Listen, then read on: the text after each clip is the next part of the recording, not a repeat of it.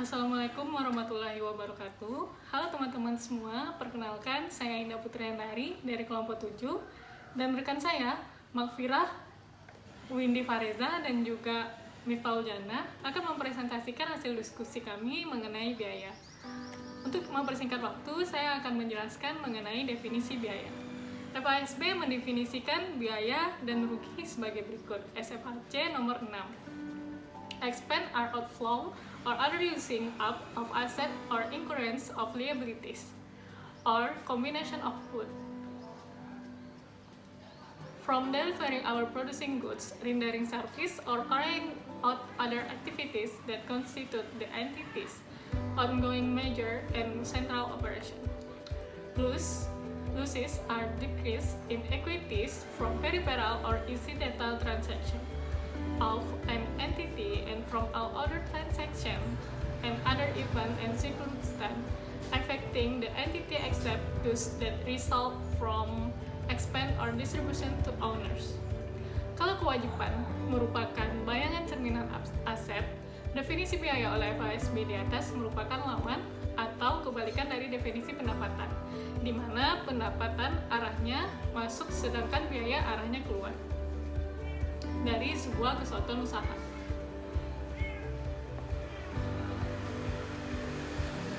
Beberapa sumber atau literatur yang lain selalu mendefinisikan biaya dalam kaitannya dengan definisi cost. Selanjutnya, IAI atau IASC mendefinisikan biaya dalam standar akuntansi keuangan sebagai berikut. Beban adalah penurunan manfaat ekonomi selama suatu periode.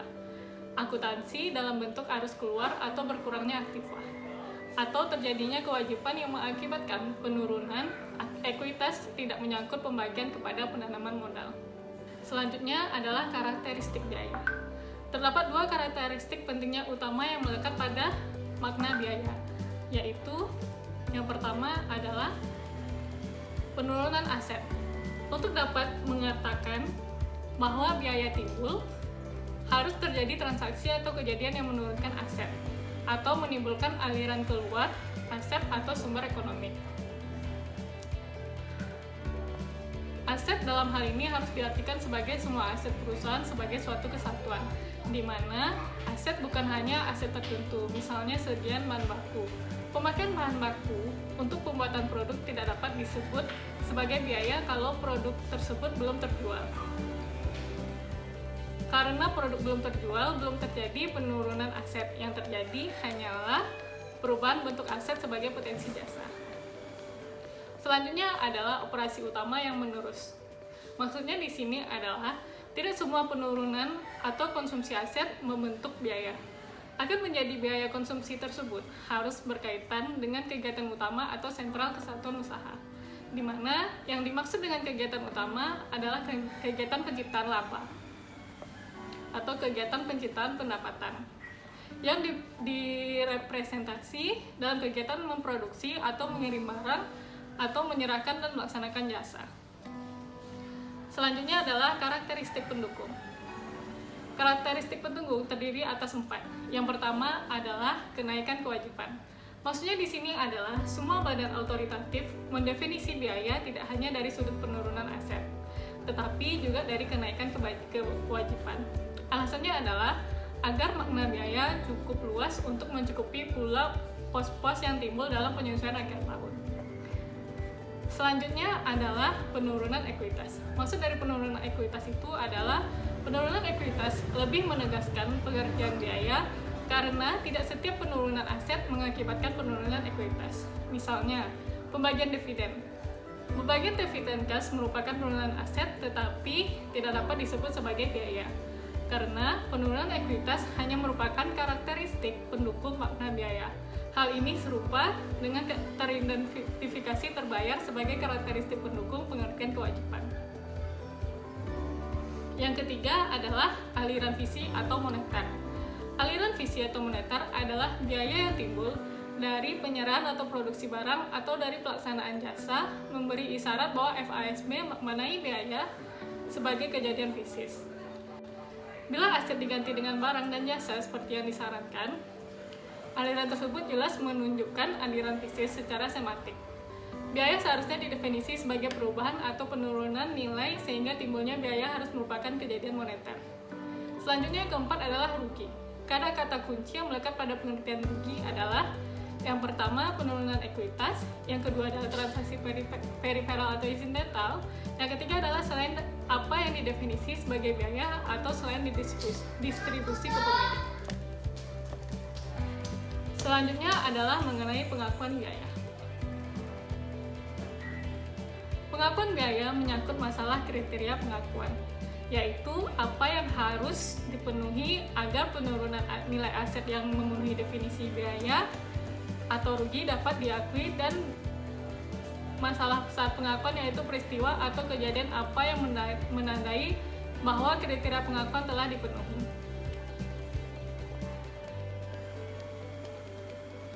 Selanjutnya adalah kriteria pengakuan.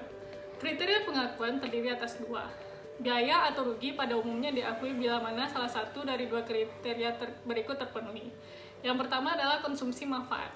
Konsumsi manfaat yaitu biaya atau rugi yang diakui bila mana manfaat ekonomik yang dikuasai suatu entitas telah dimanfaatkan atau dikonsumsi dalam pengiriman atau pembuatan barang.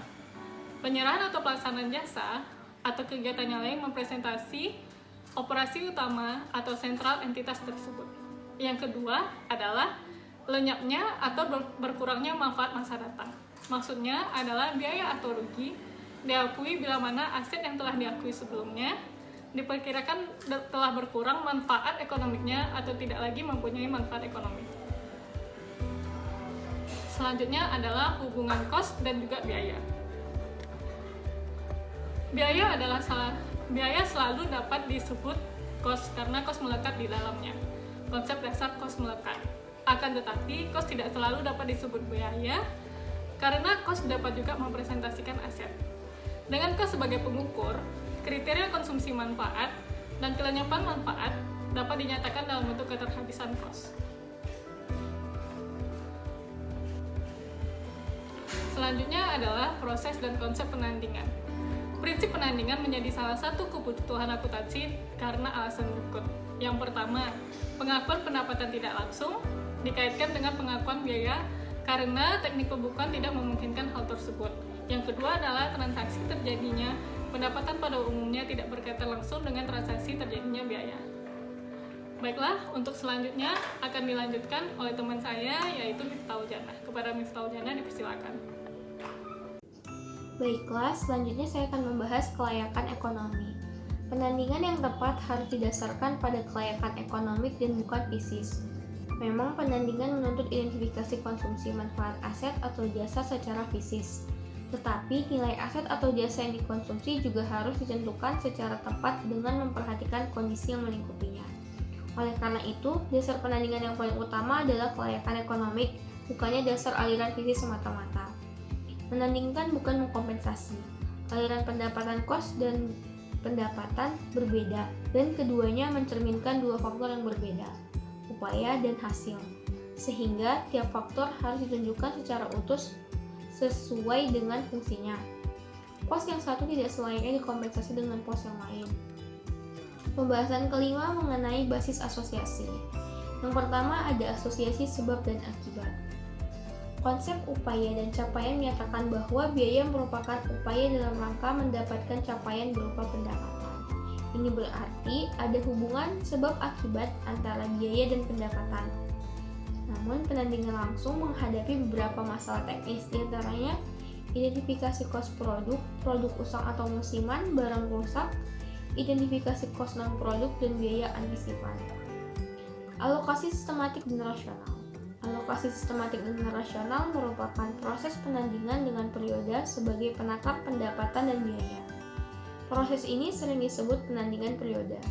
Dalam pengakuan biaya, diasumsi bahwa yang menerima manfaat dari potensi jasa adalah periode, bukan produk. Depresiasi aset tetap merupakan contoh dari masalah ini. Alokasi kos bergabung atau bersama. Alokasi kos bergabung atau bersama bersifat internal dalam suatu periode sehingga hasilnya tidak mempengaruhi cost operasi total untuk periode tersebut. Meskipun dasar alokasi agak arbitrer. Alokasi alokasi semacam ini hendaknya diterapkan untuk alokasi kos faktor jasa antar periode. Alokasi bukan sarana pemerataan laba. Fungsi akuntansi adalah untuk mengungkapkan kondisi perusahaan dengan jelas, bukan malahan menutupinya dengan pemerataan laba. Kemajuan dan reputasi suatu perusahaan harus ditunjukkan dengan kinerja yang sebenarnya, bukan semata-mata dalam permainan angka. Untuk mengatasi fluktuasi laba tahunan, cara terbaik adalah menerbitkan serangkaian statement laba rugi tahunan seperti apa adanya, bukan serangkaian statement laba yang dilengkapkan. Pendekatan non-alokasi. Pendapat yang cukup kontroversial dan ekstrem dikemukakan oleh Thomas tahun 1987 tentang alokasi dalam akuntansi. Thomas menyatakan bahwa alokasi hanya dapat dipertahankan bila 3 karakteristik berikut dipenuhi. Yang pertama ada ketertambahan, yang kedua ada keteraguan, di mana metode ini alokasi harus unik dan jelas untuk tiap tujuannya. Yang ketiga, keterpertahankan. Untuk metode alokasi yang dipilih, penentu kebijakan harus dapat mempertahankan argumen yang meyakinkan bahwa pilihannya unik dan lebih baik dari alternatif lainnya. Pembahasan yang keenam mengenai sediaan. Sediaan ini berkaitan dengan pengukuran kos barang terjual dalam rangka penandingan dengan pendapatan dan masalah penilaian. Masalah pengukuran dan penilaian sediaan pada akhir periode dapat dinyatakan sebagai berikut. Yang pertama, penentuan besarnya kos barang yang terjual untuk ditandingkan dengan penjualan, sehingga dapat ditentukan besarnya laba perusahaan. Yang kedua, penentuan nilai sediaan sebagai unsur aset lancar perusahaan. Penentuan nilai sediaan sangat penting untuk menilai likuidasi operasi perusahaan. Metode asosiasi. Metode asosiasi ini basis untuk menentukan unit fisik terjual dan kos yang melekat dengan jumlah rupiah penjualan. Beberapa pertimbangan yang dapat dijadikan dasar pemilihan metode dapat disebutkan sebagai berikut. Yang pertama, bila dimungkinkan, kos harus diidentifikasi dengan unit fisik barang yang diukur. Yang kedua, operasi perusahaan harus dipandang sebagai serangkaian kegiatan yang berurutan dan kontinus, bukan serangkaian proyek yang terpisah-pisah. Yang ketiga, kalau tujuan ditekankan pada penilaian sediaan dengan harga yang paling akhir, asosiasi kos akan ditunjukkan pada sediaan barang dengan menggunakan kos yang paling akhir, dan kos barang terjual merupakan angka residual. Yang keempat, kalau untung dan rugi akibat fluktuasi harga akan diidentifikasi dan dilaporkan secara terpisah dengan kos harga terjual. Kos historis jelas tidak akan dapat digunakan untuk mencapai tujuan tersebut. Dalam metode asosiasi ini, dia memiliki beberapa metode. Metode yang pertama, itu ada identifikasi khusus. Tujuan asosiasi ini adalah penandingan yang tepat antara pendapatan tertentu dengan kos tertentu. Metode ini dianggap paling ideal dan sangat dianjurkan dalam penerapannya. Untuk jenis barang mahal dan berputaran rendah, metode ini sangat cocok sekali untuk tujuan pengendalian, di samping tujuan penandingan yang tepat. Namun demikian, metode ini memiliki beberapa kelemahan.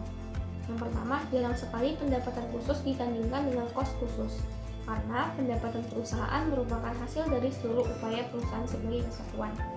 Yang kedua, untuk jenis barang yang homogen dan harga yang relatif murah, metode ini menjadi terlalu mahal dan tidak sepadan dengan nilai tambahan informasi yang diperoleh.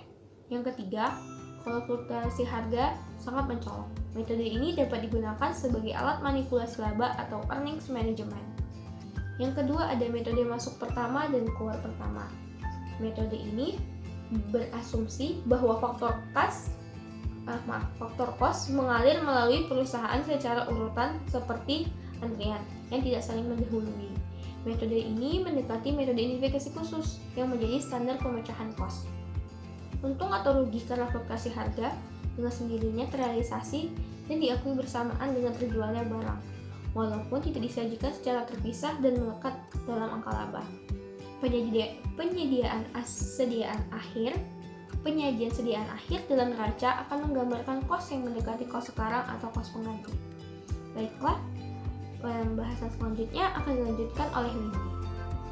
Baiklah, saya akan melanjutkan presentasi yang telah dijelaskan oleh rekan saya tadi tentang metode masuk pertama, keluar pertama.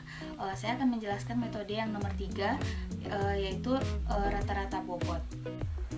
Metode Metode ini menganggap bahwa dalam proses produksi terjadi peleburan faktor produksi yang sama selama satu periode menjadi satu massa yang homogenos. Artinya, bahan baku tertentu yang dibeli berkali-kali atau produk dihasilkan dari beberapa angkatan produk dalam satu periode dianggap sebagai satu kesatuan atau massa. Yang keempat, sediaan normal. Metode ini sering disebut dengan metode sediaan permanen atau iron stock method. Tujuannya adalah menandingkan pendapatan sekarang sekaligus meniadakan kebutuhan pelaporan utang atau rugi, menahan sediaan atau fluktuasi harga. Metode ini menyajikan persediaan di neraca dengan harga satuan yang cukup pasti. Yang kelima, masuk terakhir keluar pertama. Metode ini sangat populer di Amerika karena metode tersebut dapat digunakan dalam penilaian sediaan untuk kepentingan pengisian surat pemberitahuan pajak. Metode ini mempunyai keunggulan untuk pelaporan keuangan. Beberapa kritik diajukan terhadap metode tersebut, di antara lain penilaian sediaan untuk tujuan penyajian di neraca tidak menggambarkan potensi jasa yang sesungguhnya dan kemungkinan tidak mempunyai arti ekonomik lagi karena kos yang digunakan adalah kos yang sudah usang. Yang kedua, metode MTKP bukan merupakan metode untuk mengatasi perubahan tingkat harga umum atau daya beli yang sering dijadikan alasan untuk menggunakan metode ini. Yang ketiga, metode ini bertentangan dengan aliran fisis yang sesungguhnya, sehingga tidak menggambarkan laba operasi perusahaan atas dasar kegiatan yang kronologis. Yang ketujuh, fasilitas fisis. Dalam hal fasilitas fisis, kos yang terjadi pada saat pemerolehan pada umumnya diakui sebagai aset, dan baru kemudian kos tersebut diakui sebagai biaya sesuai dengan pola penyerapan manfaat yang dipresentasikan dengan kos. Basis pembebanan. Fasilitas fisis memberikan konstruksi jasa ke operasi berupa kapasitas atau daya. Oleh karena itu, kos daya atau kapasitas fasilitas fisis tersebut jelas harus diterap menjadi bagian kos produksi dan akhirnya menjadi bahan pendapatan. Jadi, pembebanan kos fasilitas fisis untuk suatu periode tidak dapat ditentukan atas dasar pengukuran fisis atau objektif, tapi lebih merupakan suatu hasil pertimbangan atau judgement atas dasar tafsiran faktor tertentu, yaitu umur ekonomi, kapasitas ekonomi, dan nilai residual yang sering tidak dapat diuji validitasnya secara objektif. Dan selanjutnya, hubungan depresiasi dan laba. Besarnya biaya depresiasi bergantung pada besarnya pendapatan dalam periode tertentu. Implikasinya adalah dalam hal pendapatan yang cukup kecil akan terjadi semacam penundaan biaya depresiasi atau tahun gemuk menutup tahun kurus. Jadi meskipun tetap dituntut untuk menaksir depresiasi tahunan secara seksama, rasional dan objektif, hendaknya tidak ada pikiran sama sekali untuk mempengaruhi besarnya laba. Selanjutnya, koreksi terhadap kesalahan taksiran. Program depresiasi harus direvisi bila mana kenyataan jelas menunjukkan bahwa revisi tersebut perlu dilakukan. Yang penting adalah semua penyesuaian yang berlaku surut harus dilaporkan melalui statement laba rugi. Jadi, kalau pemberhentian dari penggunaan sudah pasti terjadi, maka kos yang melekat pada fasilitas tersebut juga harus dihentikan. Artinya, tidak dapat lagi dibebankan ke produksi setelah pemberhentian. Mengkapitalisasi rugi pemberhentian sama saja dengan menyangkal adanya rugi tersebut. Kos yang harus dibebankan ke operasi selama umur fasilitas fisis yang baru adalah terbatas pada kos unit baru tersebut. Sisa kapasitas fasilitas fisis lama tidak menambah daya atau kapasitas fasilitas fisis baru. Yang ketujuh, tanah. Dapat dianggap bahwa kos tanah tidak perlu didepresiasi atau diamortisasi menjadi biaya depresiasi. Dengan kata lain, fungsi tanah untuk menyediakan jasa ditempati tanpa batas waktu atau selamanya. Cukup menjadi alasan kebijakan untuk memperlakukan kos tanah sebagai investasi permanen dalam fasilitas produksi. Yang kedelapan, sumber daya alam. Kos sumber daya alam tersebut tidak termasuk sisa nilai tanah harus diserap secara sistematik ke produksi atas dasar pengambilan atau konsumsi. Kos diserap ini juga disebut dengan depresi. Sama juga depresiasi. Depresi sebagai kos atau upaya untuk menghasilkan pendapatan harus ditentukan secara objektif dan rasional tanpa memperhatikan pengaruhnya terhadap laba bersih. Yang terakhir adalah aset tak berwujud. Yang pertama adalah goodwill. goodwill adalah selisih lebih jumlah rupiah tunai atau setaranya yang dibayarkan oleh perusahaan pembeli di atas nilai pasar wajar atau nilai buku kekayaan bisnis perusahaan yang dibeli. Cost goodwill yang melekat pada harga beli suatu perusahaan yang sudah beroperasi pada dasarnya merupakan nilai sekarang atau nilai diskonan atau present of discount value, kelebihan laba yang dihasilkan. Yang kedua, cost organisasi. Cost organisasi diperlukan sebagai aset tak berwujud karena cost tersebut tidak dapat dikaitkan dengan aset tetap berwujud yang ada dalam perusahaan. Akan tetapi, cost pendirian tersebut harus mulai diserap atau dihapuskan bila terjadi penurunan laba atau pengerutan kekayaan yang terus-menerus akibat kegagalan usaha atau proses likuidasi. Sekian hasil diskusi kami. Bila ada salah, mohon dimaafkan. Tetap jaga kesehatan. Semoga kita semua tetap terjaga dari virus corona. Tetap jaga kesehatan ya teman-teman. Wassalamualaikum warahmatullahi wabarakatuh.